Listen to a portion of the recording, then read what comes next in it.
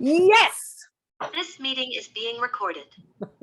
I would like to thank everyone for their patience and their support as we got through this little teeny tiny minor crisis.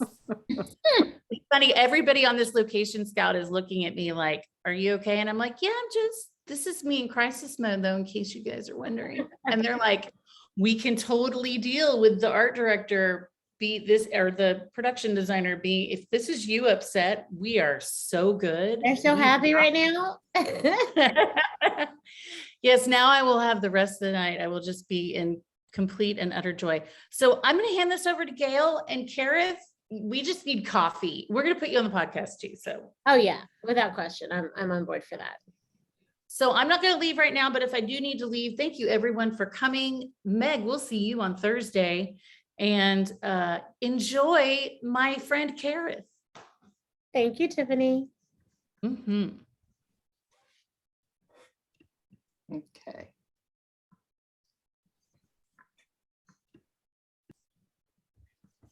Did you want us to mute so she can get started, or what do you want to do now? That would be great if you would mute. I'm trying to get her on speaker view, so we just record her.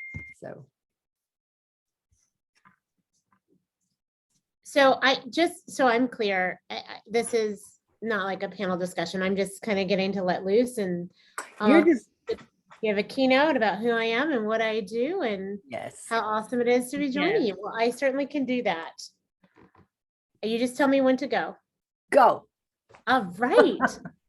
So hello again, everyone. My name is KARITH Foster, and I love that I have such a different name now. It was hard as a kid because people thought my name was Karen and I had a speech impediment.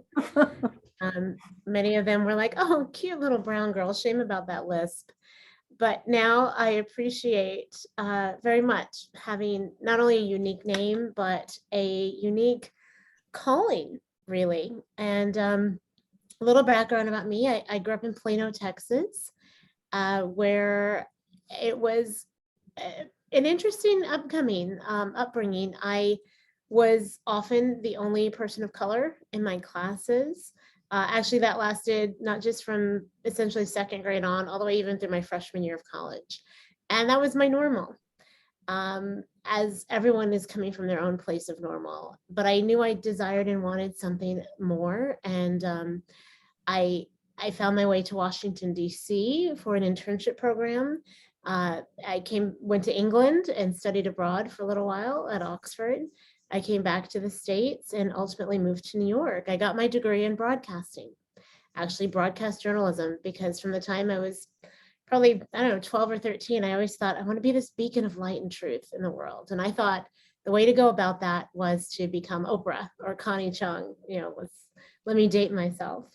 And I thought that's how you do it. You get on TV, you get in the media, and that's how you make a difference. You get on the news, you get to be this voice, this powerful voice that people see every night or every day, and you earn their trust, and then you can, embed the truth. You can share it and you can connect people and bring them together. Well, I did get my degree in broadcasting, as I mentioned, from Stevens College in Columbia, Missouri. I was going to go to the J School. You went to Stevens too? Stop it. Oh, we have to talk now, Meg. I was going to go to the J School across the street at University of Missouri. Stevens, by the way, if you've never heard of it, or either you've never heard of it or you went like Meg, Stevens is the second oldest women's college in the country. And it is renowned for producing phenomenal women. So another reason I'm so very honored to be speaking to all of you tonight. But I got my degree, as I said, in broadcasting and was going to go to the J School when I got a call from one of my best friends who was working for the Barbara Walters specials at the time. And she said, KARITH, Barbara is starting this new show. You have to come to New York. Now, from Plano, Texas, I was terrified of New York City. I've never ridden public transportation. Well, I had in Europe and a little bit in DC, but it was not like the subways of New York City. It was not like the CSIs and the Law and Orders that we saw. And I was intimidated, but I said, okay, fine. And I literally flew out the next day and I got to New York, and a couple of days later I interviewed 2 weeks later, I got the job. 2 weeks later, I moved to be part of the production team for The View. What was to become The View. It didn't even have a name at the time. Like, it was a startup show. And it was a startup in every sense of the word, 15, 16, 17-hour days sometimes, helping Barbara get this new idea of hers off the ground because it had never been done before. And it was amazing. I learned how to book, I learned how to write, I learned how to produce. I learned the back ends of production. It was certainly trial by fire, but it was certainly an incredibly valuable experience. However, about a year in or so, it became my Devil Wears Prada. You remember that movie? Right? And there's this famous line that Anne Hathaway's character has, and she says, "A million girls would kill for this job. Why am I miserable?" And that was me. I was miserable working for Barbara Walters, like the dream job for anybody with a broadcasting degree. And it wasn't making sense, except it was, because I was miserable because I didn't have a creative outlet. I was miserable because I wasn't living my soul's purpose. Yes, I was in the greatest city in the world, working for one of the top women in media and news, one of the most powerful beings that really there was. And I was hating life. I didn't understand why until, like I said, I really kind of had a come to Jesus meeting with myself about it. But while I was there are no accidents. We shared studio space with the soap opera All My Children. And a young woman stopped me in the ladies' room. And I always tell anybody, you know, if you're ever in a New York City bathroom and someone stops you and asks you to watch them do something, you run. Like, you don't say, yeah, sure, hold on. Yeah. But I did. I stopped, and she asked me to watch her do a set. And I said, a what? And she proceeded to do 6 to 7 minutes of stand-up comedy, which I had never seen anybody do like that. Like, I stayed up and snuck, to stay up late to watch the Tonight Show, past my bedtime. I, in college, would drag all of my friends to the comedy club every night. Deja Vu, Meg, if you remember, in Columbia.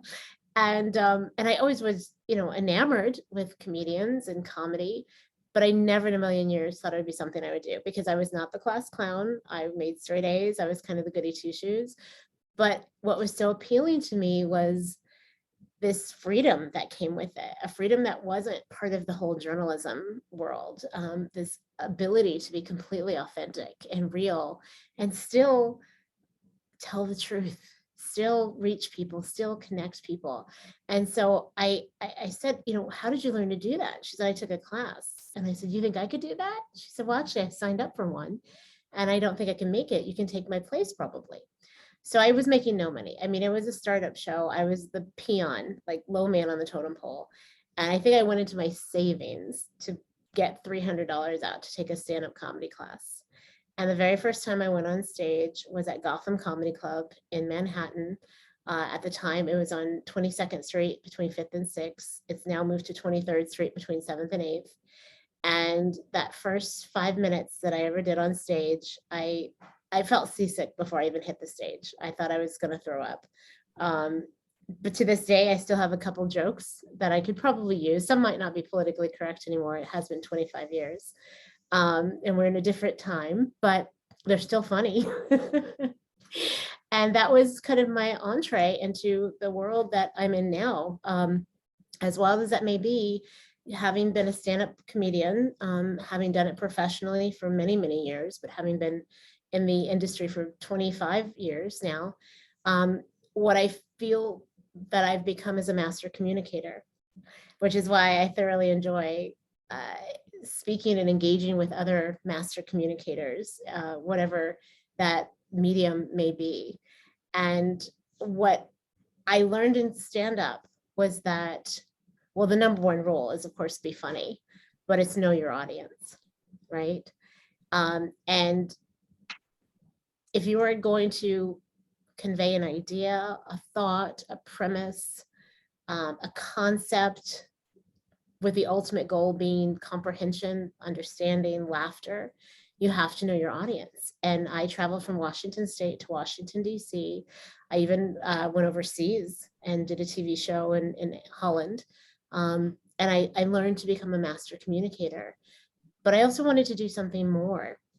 And while, you know, the television was great, being on VH1 and Comedy Central and, you know, Sirius XM radio, I knew that there was something else I wanted to do. Now, I didn't just hit it big and stand up. I, of course, had to pay my dues. I started off with bringer shows, meaning if you wanted to get stage time, you had to bring friends to watch you, because it's all about getting the butts in seats, right? And the comedy clubs make their money not from really the tickets sold, but from who's buying the food and the drinks.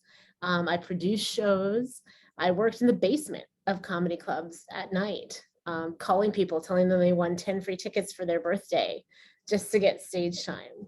And every second of it, you know, today a friend of mine posted on Facebook about just how hard the life of a comedian is. And someone else was talking about, you know, things that they missed. And I chimed in, and I missed so many birthdays of friends, and I missed a couple weddings. And because, you know, this drive to make it, to do something with this art is so strong. And there's no practicing at home. I mean, if you're not in front of an audience, you're not working it out. And so it's very, very precious, that stage time, if you can get it. And then to get paid for it on top of it, it's like, oh my gosh, I've made it. But while I was pursuing stand-up, there was a point when my mother was like, please get health insurance. So I started temping at Estee Lauder, and that quickly turned into a full-time position. And I worked in HR at the Estee Lauder company's headquarters in New York City. And it was interesting because I was kind of thrust into this world where I'm mainly associated with the vice presidents and senior vice presidents, and was there to support them and back them up. I then became in charge of the tuition reimbursement program for the whole country. And I still have nightmares about forgetting somebody's tuition, like forgetting to pay them, like thinking that I left something out. But it was a great experience being in HR, because again, it was working with people, which is something I always wanted to do. I left Estee Lauder to start a production company that lasted about 20 minutes. And this was 2007. And in September of 2007, I get a call saying, hey, KARITH, you interested in a radio TV opportunity? And I said, of course. Oh, by the way, it's with Don Imus. Now, I don't know if that name rings a bell for any of you on here. Imus was the infamous shock jock who predated Howard Stern, who revolutionized talk radio. I mean, he really did. He was at the forefront of the new genre of it not just being, hey, next up on the top 40. But he had some problems, some serious problems. And I didn't know him that well because he wasn't really in my purview. I was not his demographic at all, although I do know my grandmother used to listen to him. But I got the call in September of 2007, and this was several months after April 2007, in which he famously called the Rutgers women's basketball team nappy-headed hoes. And I remember watching that explode on the news. I remember the exact day because it was the day that we buried my uncle. We had his funeral, and I was in my grandmother's house in Camden, New Jersey, watching the news going, oh my God, I should have been there. I should have been there to have this conversation, because I saw it from multiple angles. I saw it from a comedian, someone who was riffing, trying to be funny off the cuff. And if you actually go back and watch the video, he was parroting his producer. Those weren't his original words. I mean, yes, those words came out of his mouth, and he was absolutely responsible for what he said. And by no way does that absolve him from his actions and his responsibility.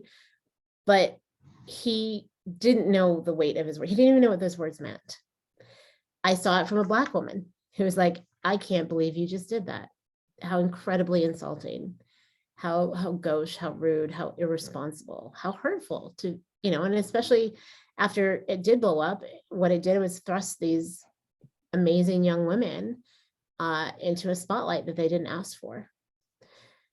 So when I had that thought, oh, I should have been there, it was kind of a passing thought. But then 5 months later, I get the call saying, hey, the universe wants you there. And I remember really struggling with this decision, because, you know, on one hand, do you join forces with one of the most reviled men in media? Or do you take this as an opportunity to be a voice where there wasn't one? Because at the time, Oprah didn't have her daily show anymore. She hadn't started her network. There was no Shonda Rhimes or Kerry Washington or Viola Davis. Not that those women made up for the deficit of representation, but I just remember being very torn. My mom wanted to protect me and was like, I don't know about this. I think you should, you know, just go on with your life. And my dad and I are a bit more cut from the same cloth. And he was like, you have to, like, you're going to wonder what if for the rest of your life. And to me, that's hell on earth, like wondering what if I had done this, what could have been, what if I had said yes? And there was a time that I said no, and I'll share that with you in a moment, but I did say yes. And that job became my tale of two cities. It was the best of times. It was the worst of times. I mean, it was a dream job on the air, national morning radio, television, getting to talk news, politics of the day, getting to be funny. You know, his promise or the lure, or both, was that we would have a national dialogue about race and racism in America. And I do remember thinking that if I don't take this position, somebody else will. And they may not be as responsible, because what I was not going to do was sell my soul or sell out for it, even though that may have been some people's opinion of me for joining up with him anyway, but I knew what my intentions were. The first year was good. It was good. I got to do what I wanted to do. I got to be funny. You know, the ratings went through the roof. People couldn't give enough compliments. But when you're dealing with someone who's damaged, as he was, if you know him and his history, he was a severe alcoholic and drug addict who never sought recovery. So he was a self-admitted dry drunk. And we never knew who we were going to get on a day-to-day basis. We didn't know if we were going to get the amazing Marconi award-winning creative genius or the 14-year-old bipolar, trigger-happy boy. And that was hard. That was really, really hard. It was a situation of just survival. At one point, it came down to basic survival. It came down to, you know, how do I get through the day? How do I use this as a stepping stone to get to the next thing? Because I lost my comedy. You can't do stand-up at night when you have to wake up at 4 a.m. to be at the studio for hair and makeup and on air at 6.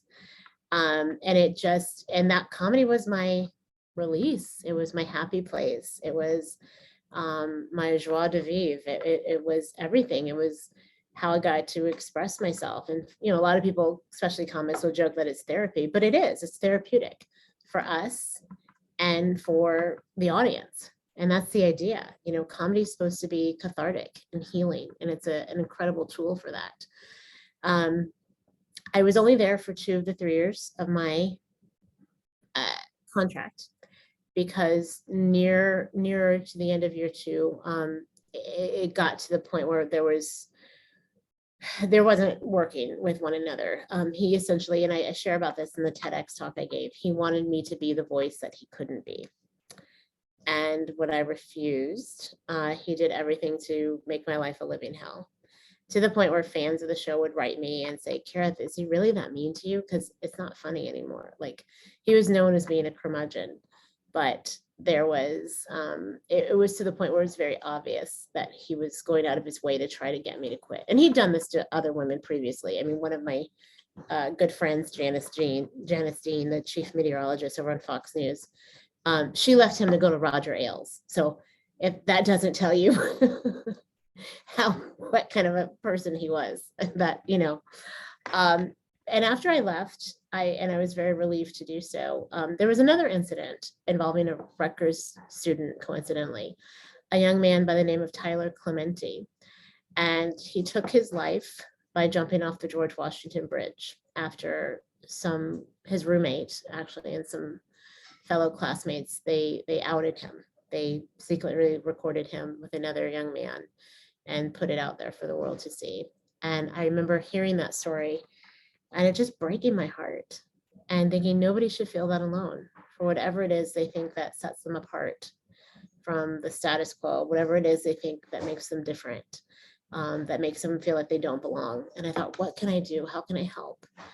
And that was the beginning of a program that I created, initially called Stereotyped 101, that I started taking to colleges and universities, using humor as the base to have the uncomfortable conversations, using humor and stories to connect people and bring them together.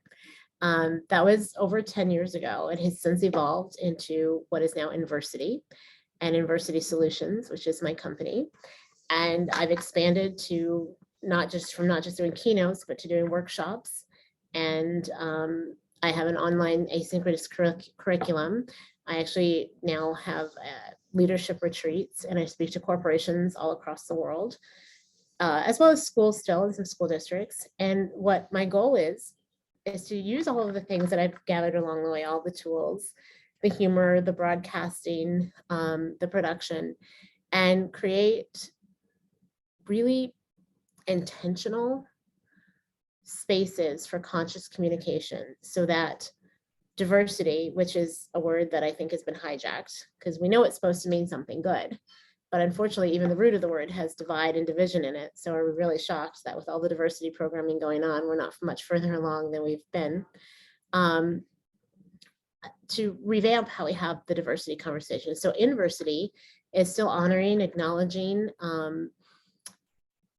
respecting all that we are, that we bring to the table, who we are, our background, our heritage, like just everything about us, but also expanding the definition of diversity to include diversity of thought and diversity of ideas. But shifting the focus from what separates and divides us to what do we have in common? How can we be truly inclusive of one another? But most importantly and powerfully, how can we be introspective? Meaning understanding your value, your worth, your connection to humanity. Because when you can see those things in yourself, that's when you can see them in someone else. And as artists and creators, you all know that, well, yes, the work is coming from the outside, the change has to happen from the inside. And that's what we're doing with everything that we do. It's about reaching someone in their soul, at their core level, and core, being Latin and the root for heart. Right. So the work that I do it's about not trying to change someone's mind necessarily, but connecting the heart and the mind. And, I only learned within the past 2 years that the heart is actually a little brain. I didn't know that. I just thought it was this muscle that pumped blood through our bodies. And actually, there are over 40,000 neuroreceptors in the heart that act just like a brain. It thinks, feels, reasons independently from the brain. Which makes sense, right? When you have a broken heart, right? When someone dies, you may know that logically they're in a better place. They're not in pain anymore. They're not suffering, but your heart still hurts. You've had a breakup with someone, it was not a healthy relationship, but you still love them. Your heart hurts. It feels, right? And so that's what the work that I do is about, getting people to connect the heart and the mind. And of course, what's in between the heart and the mind, but our mouths, right? The words we use, how we communicate, how we speak. I never want anyone or any organization to feel like I'm coming in to change anybody's beliefs or belief systems, because I think that you should own that. Like, if that's who you are, that's who you are. But this is about the behavior that we exhibit toward one another, to our fellow human beings, and learning to be respectful and responsible, and engaging with someone and treating them with value. Because when people feel valued, they add value. And it's been a wild ride getting to this place. There have been no straight lines. The story about learning to say yes came when I was about 5.5 years into stand-up comedy.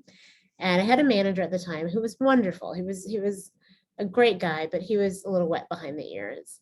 And he said, Comedy Central wants to know if you're interested in doing a roast, sitting on the dais for Larry the Cable Guy, who is a very good friend of mine. And I remember the rule in comedy was, it still might be, it takes 7 years to find your voice. And I'm like, but I'm only 5.5 years in. what do you mean? I'm not ready. I'm not a headliner yet. I don't have 45 minutes. And all this self-doubt came in. And I was torn. I really wanted to do it, but I was terrified. And I thought, I'm going to be all by myself. I'm not going to know what to do. And I asked more senior comedians, what would you do if you had this chance? And of course, hindsight now being 2020, I think, some of them might have been a little jealous that here this young gun was getting this opportunity. They've been doing it 5 times as long as me and nothing had come their way. But then, the other thought was maybe they were living in their own fear. Right. And that's why their career hadn't gone any further, because they were paralyzed by their own, self-sabotaging ways and disbelief in their ability. Because the line was, you only get one chance to make a first impression. You don't want to blow it. And I remember thinking, yeah, God, I know people at Comedy Central, they'll come again. Well, I said no. I turned it down. And it didn't feel good, but I thought, what, I'm saving myself. I'm looking out for myself. This was the right thing to do, And they didn't call again. It didn't happen again. And years later, after the IMS situation, when I was out in LA recovering, I see a friend post on Facebook or something that he got a job writing for Comedy Central. And I reached out because, again, I know anybody in this business who gets anything, they work their tail off for it. This is not for the weak of spirit or faint of heart. And I said, what are you doing for Comedy Central? What show are you writing for Comedy Central? And he goes, oh, it's not really a show. I said, well, what do you mean? He goes, well, I'm writing for the roasts. I said, I'm sorry, you're what? He goes, I'm writing for the roast. And like a ton of bricks coupled with a punch to the gut, I realized right then and there that if I had said yes, I wouldn't have been alone. I would have had support. I would have had assistance. It wouldn't have been just me against the world. But I didn't know that. And I didn't have anybody to tell me that. And that's certainly one of the messages that I take to every audience I speak to, because I don't think it matters how old you are, how young you are. You need to hear that if you say yes, the universe rises to meet you. That's the golden key to the city, all cities, is saying yes. And ever since then, I've said yes. I've said yes to the stuff that terrifies me, but that I know I want to do. And it has always somehow worked out. The right people, the right materials, the right tools, the right technology, whatever it is. I mean, you don't just sit back on your, hind end and let it fall into your lap. You have to be proactive, but you got to say yes. Like, it starts with saying yes and believing that it's a possibility. Otherwise, it wouldn't have even presented itself to you. And that was life-changing. And, I lecture every year annually at the Stanford Graduate School of Business. They have a course on reputation management. And I talk about the IMS situation because it was pivotal in my life. It was definitely a rite of passage in many ways into adulthood for me. And every year they ask, knowing what you know now, would you do it again? Would you have done it again? And the answer is, yeah, I would. I would. I wouldn't take it as personally. Like, I didn't know. You know what I mean? I'd never been in an abusive situation before. I'd never witnessed it that close in person. I didn't grow up with it. So I didn't recognize it. And I didn't realize that I was playing into it, that I was, this victim. It was like when you're in an abusive situation, you just want to make it better, right? You just want to try to make that person happy so that things are good, so that there's peace.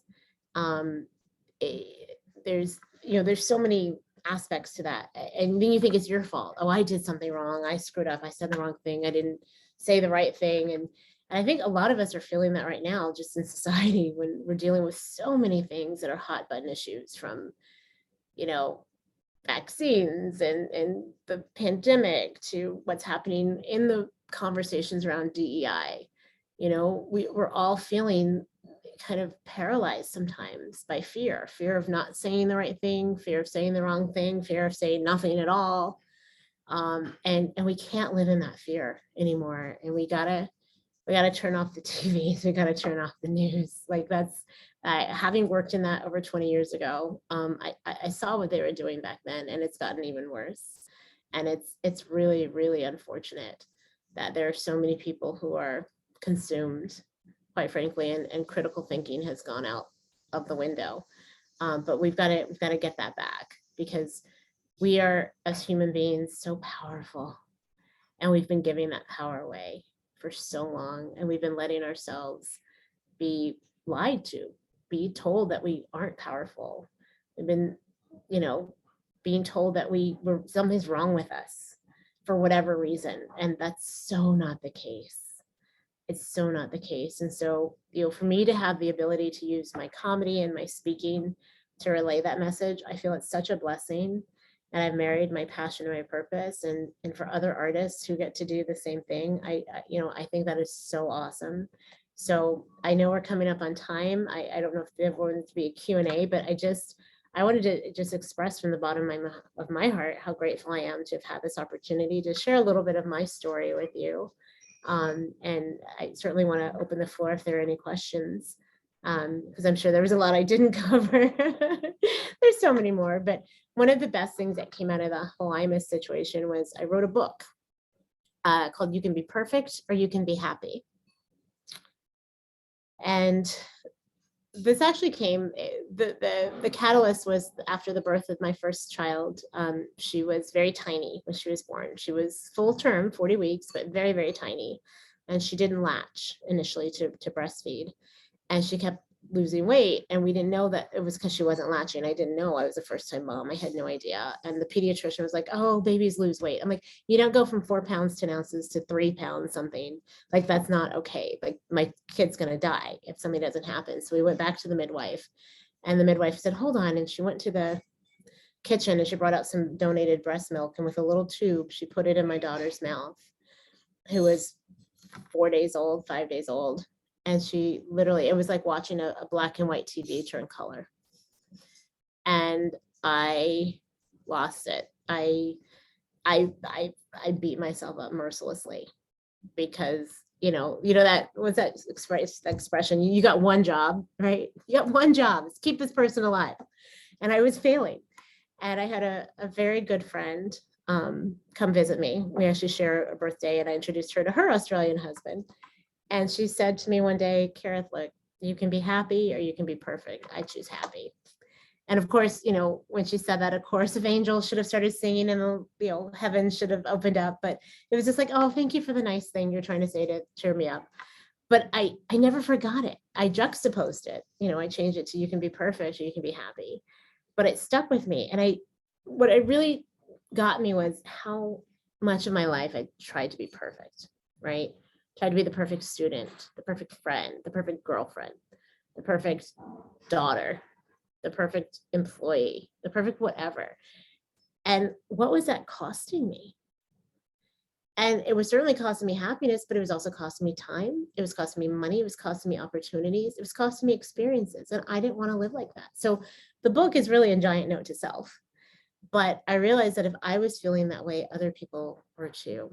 And so it's a love note, really, to the world on how to own your greatness and your power and not be deceived again by the messaging out there that you're not enough for whatever reason, your skin color, your gender, your sexuality, your political affiliation. Like, that's nonsense. And that's surface stuff.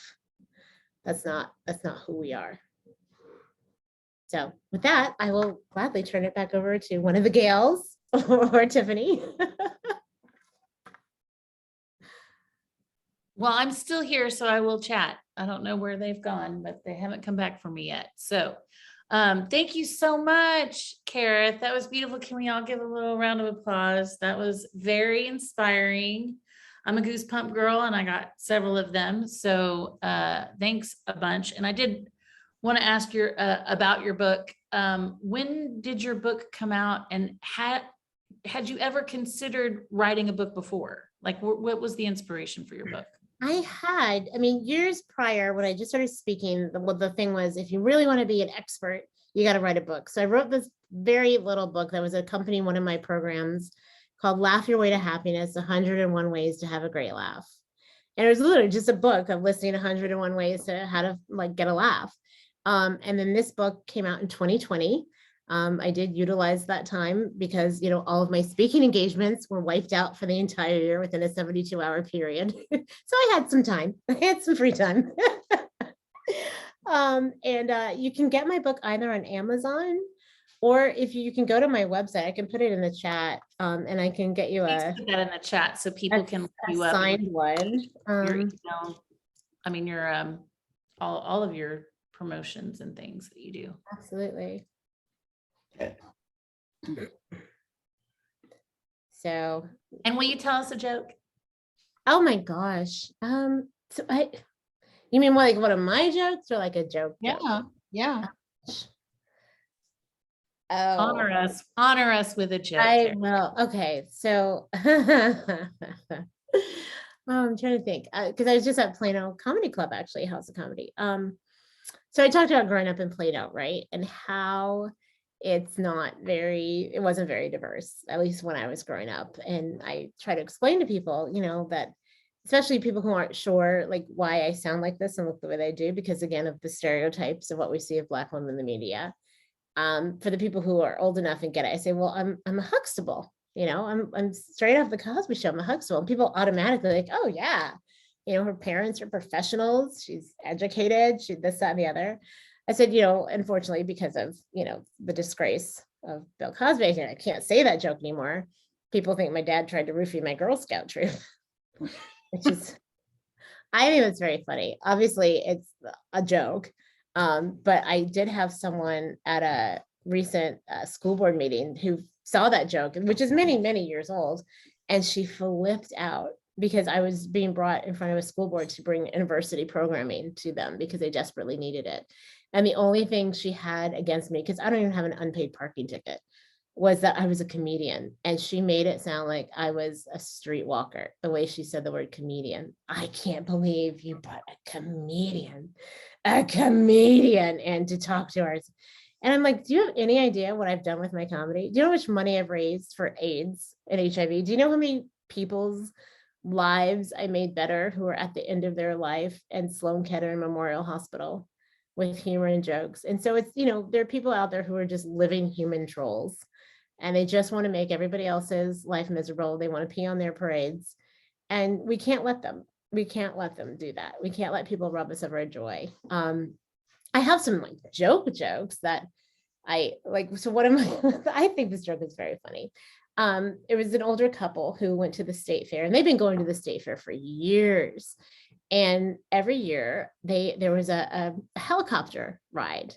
And at this point, they were like, late 70s, early 80s. And the husband's like, Ethel, I want to take the helicopter ride. And every year, Ethel would say to Henry, look, Henry, it's $50. And $50 is $50. We're not doing it. But this year, the pilot overheard them. And he said, look, I know your dilemma. I hear what you're saying. If I take you up in my helicopter and neither of you makes a peep, I will give you your $50 back. And they looked at each other and thought, you know what, that's a deal. Sure, fine, whatever. So he takes them up in his helicopter, Henry and Ethel, and he's, at first he's easygoing. Then he starts like dipping and diving, right, and nothing, no sound. Then he starts like swerving and, and then he does a loop-de-loop, right? And nothing, not a peep. He couldn't believe it. So he lands the helicopter. He sits down, he turns back, looks at her, he goes, I can't believe it. I did everything I could in my power to make y'all say something, not a peep, not a nothing. He goes, that was incredible. And Henry said, I almost said something when Ethel fell out, but $50 is $50.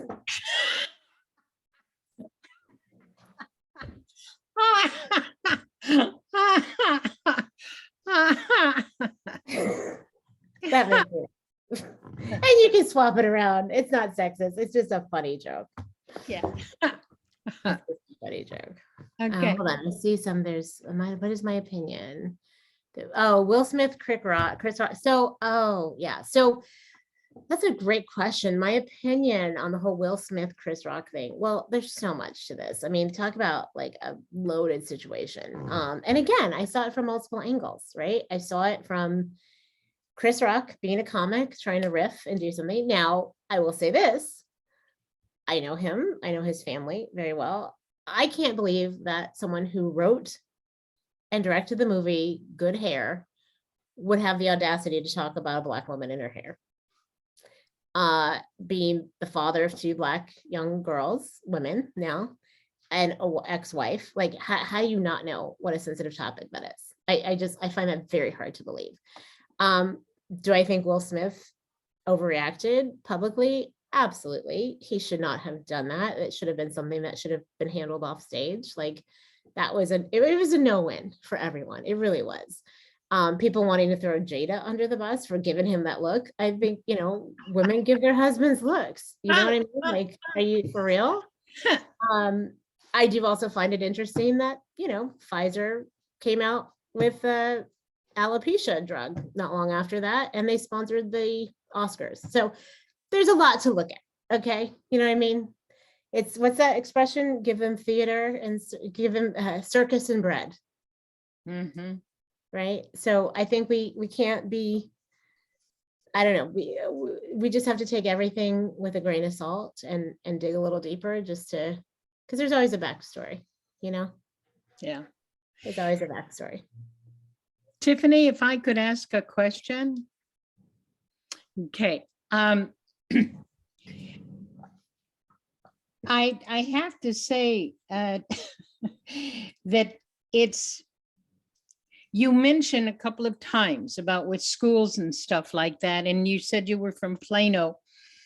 And I don't know if you pay attention, but Texas has a bad history of rewriting history.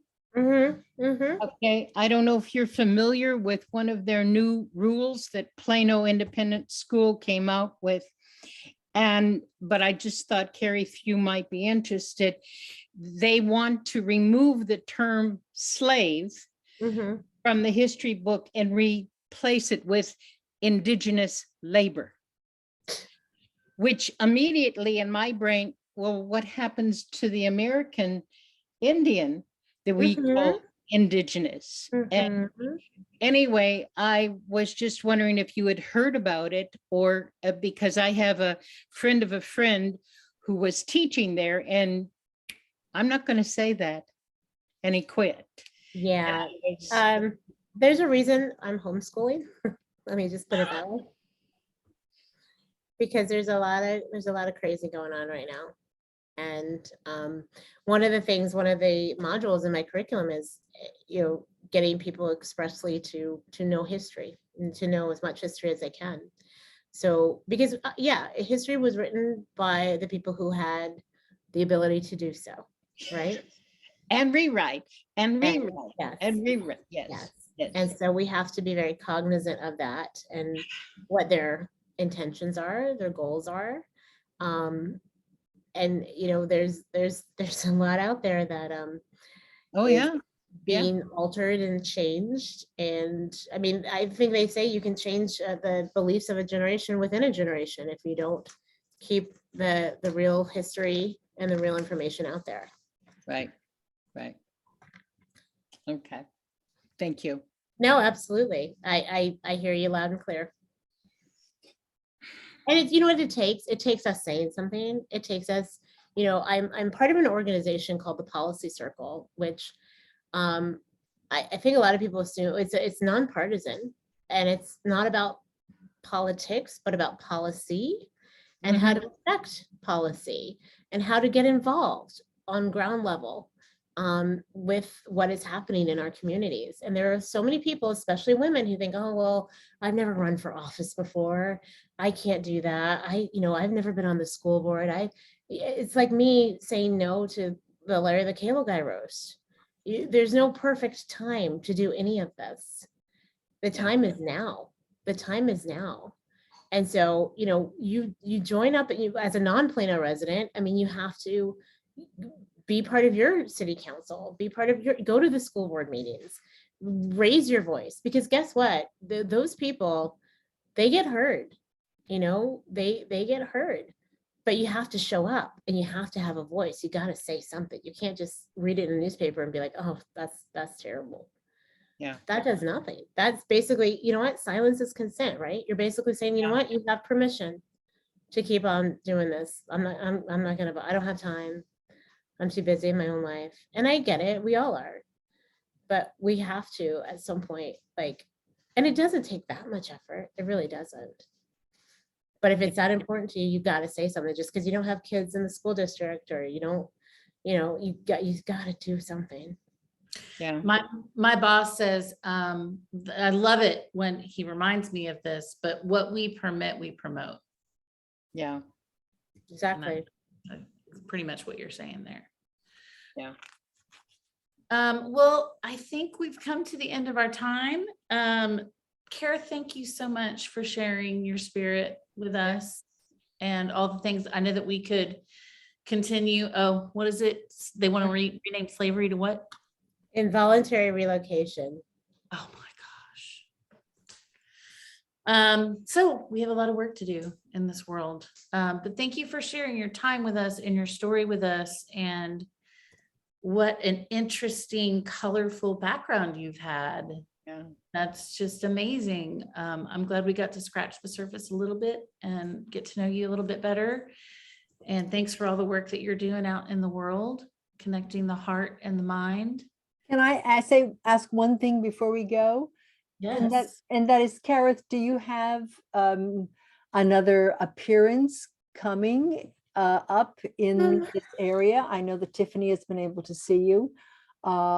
And I might be at the Plano Comedy Club in August. At the end of August, I have a friend who's coming into town from LA. I might be featuring for him at the very end of August, but I'm not sure if I'm going to be able to make it because I'm speaking at some colleges.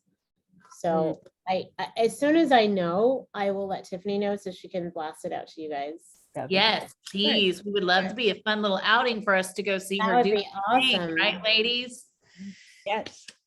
All right. Well, I think we're going to wrap it up now. The only other thing I just wanted to bring up is that we are really into scholarship month this month of July.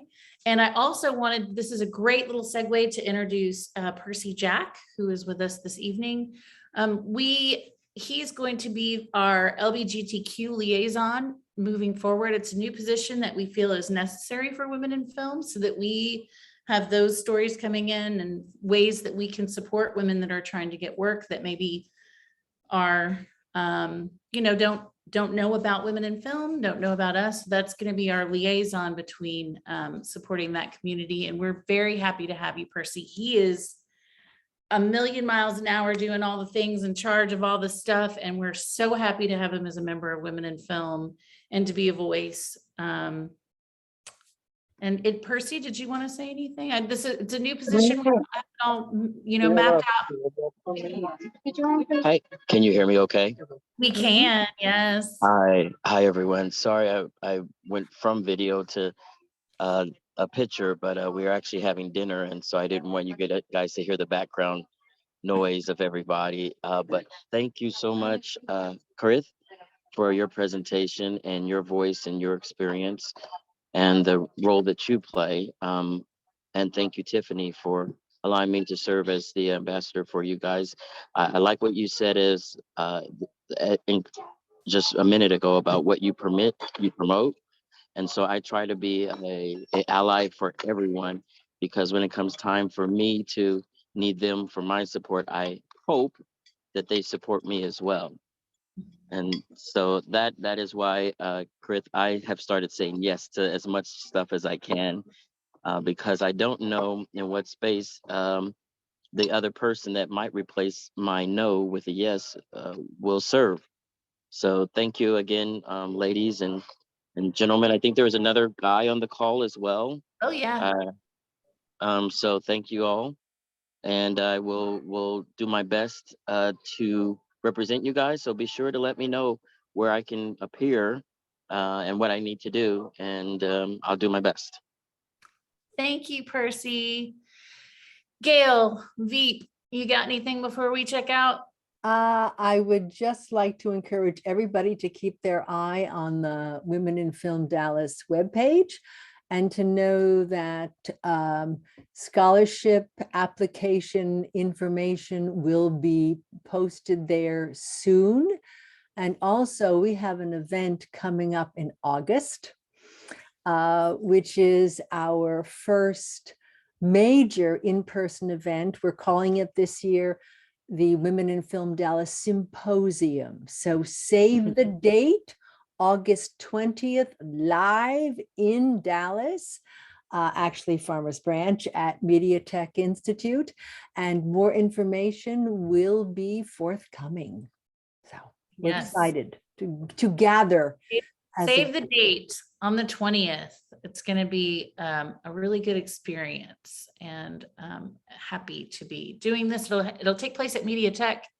We're happy that they will be hosting us, so that way we can get anybody that wants to come can come. We'll have ticket information and all that coming up very soon. And it's a big enough space that even with all the different realms of COVID going around, we can still be in a big space and be safe together. Okay, Erin, am I missing anything? Do I have any other board members that would like to say anything? No, I think we're good. All right, ladies. Thank you so much. And Bye, gentlemen. everyone. Thank you, everyone. Thank you. Here's- Thursday is National Wonderful. Networking. Women in Film is on Thursday. All right, all right. Okay, guys, thanks a bunch. Meg, we'll see you on Thursday. Night.